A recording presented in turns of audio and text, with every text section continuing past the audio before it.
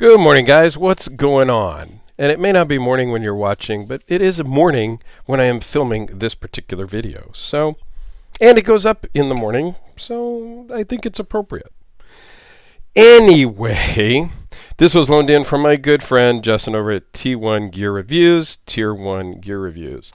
I will put a link to his channel down below. This is one of his personal knives, and I greatly appreciate him sending this in because I had wanted to check out one of these Arcane design crawler, excuse me, for quite some time because it's an interesting knife that I will get it out of the way right now. It's not my style. It's just not, which is okay. I love seeing knives that are outside of my little circle or box of knives that I like and enjoy. Because I have been pleasantly surprised in the past with knives that I didn't think I was going to like at all, had them in on the channel, been able to review them, handle them for, a few days a week, whatever, come to love them, and then reached out and ordered my own version of a knife that I didn't like initially. So that's the beauty of running a channel. So the packaging comes pretty cool. It's in kind of a hard shell type of case. Nice cutout for the knife to fit in, which is always lovely. Comes with your certificate of authenticity, which gives a little bit of information about it. Okay. And it comes with additional bolsters that you can swap. So it's got the bronze and it's got the just raw titanium, I guess you'd call it. Satin blasted titanium. So you can mix it up as you see fit, which is very cool. Now this is the PVD coated satin blade, which is a really nice combination. Now these are sold out, but you can find them on the secondary. They made them with PVD blades. They made them with stonewash blades, black handles, gray handles. They made some with Damasteel. There's several different varieties out there to kind of match whatever you might like, which I think is cool that they gave you options. Okay, there's multiple deployment options. The flipper tab, thumb, and reverse flick, spidey flick, whatever you want to call that one, that shockingly I can do on this one because that's my worst deployment method. Super nice and smooth, controlled close, not guillotine drop shut, but just a little wiggle, not even a shake. Would call it not even a shake. It's just a little wiggle or a little oomph. And it closes right down. Super useful Wharncliffe style design, which is the fact that it's not my favorite because I just don't care for this style and this Wharncliffe blade. I like some curves to it.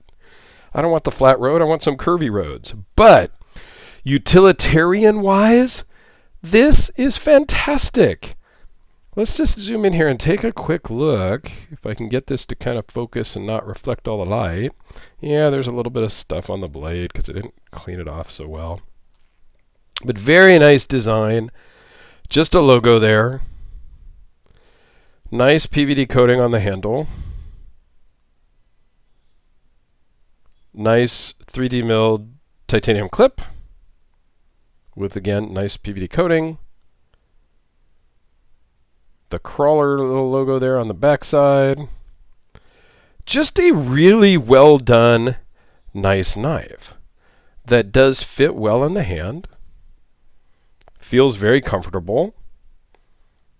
Feels solid in your hand.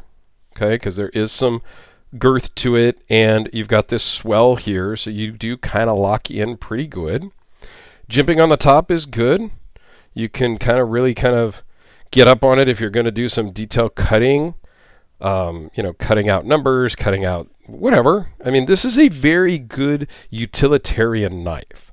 Way much more so than, say, not to say that the AD20 is not utilitarian, but it's different. This one, you're going to have a hard time really getting up to do some fine cut around or trace around something. Where this one, you're there. I mean, this is just a really, really useful style blade. Okay, and we will get into the specs. Let's just dive into the specs real quick. It's 4 3/8 closed, 7 7/8 overall, 3.44 blade with a 3.31 cutting edge, M390, as I think I mentioned before, 0.154 blade thickness. Overall thickness is 0.564 minus the clip and the bolsters. The bolsters add a little bit of width to it, takes it up to 0.684, and it weighs in at 5 ounces.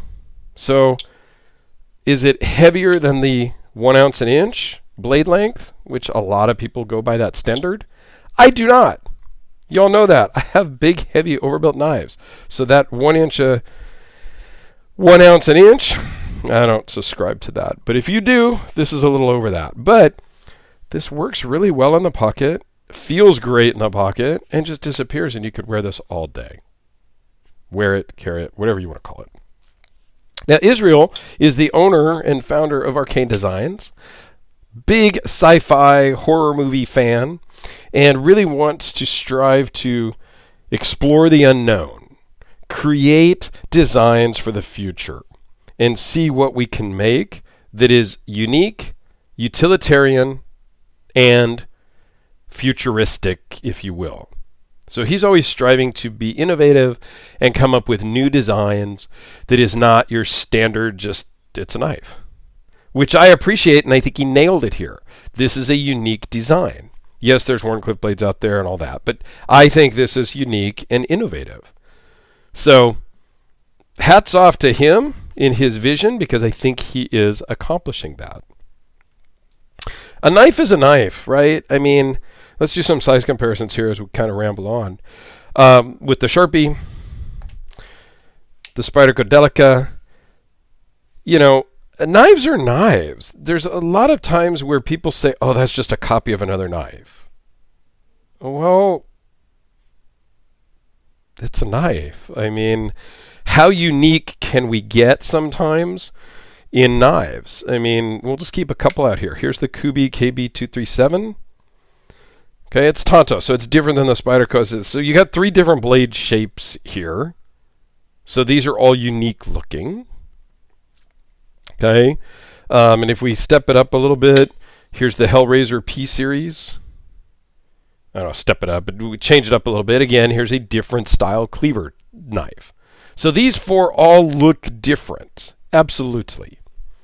But we can get some others that start to look similar. The Honey Badger. Okay. Not exactly the same as the Spyderco, but now it's kind of similar. The Fredericks Tarla. I don't even know. I can't even pronounce the name when I had it in front of me. Tarsus, I think. Okay. Again, now it's very similar to the Honey Badger in blade shape. Handle's different, things like that. But guys, everybody gets upset sometimes that, oh, that's just a copy of another knife. Well, it's just a knife. There's, you know, you can only do so many designs, right? Again, here it is all next to the AT20. We're getting into the territory where, you know, a knife is a knife is a knife is a knife. How unique can you make them look sometimes? And I don't fault people. Yes, if it's an exact copy and you're trying to scam people or sell a clone or something like that, yeah, I don't subscribe to that. But sometimes, yeah, they're going to look similar and people to get all bent out of shape. And I'm like, just calm down. It's a freaking knife. Same with a watch. Sometimes a watch is just a watch. How many designs can you have that are absolutely unique? A knife has a handle, a cutting edge. A watch has a dial, hands. You know, you can be unique, but you can only be so unique. So I think Israel's nailing it by doing this one that is absolutely unique. Works flawlessly. You don't need a lot of pressure on that flipper tab, and it comes out. I'm trying to not have it fire all the way, and it just does. I'm not going to say I cannot misfire it, but I have not been able to misfire it. I mean, I'm putting the slightest pressure on there. It breaks the detent, and it rocks out. So there you go, guys.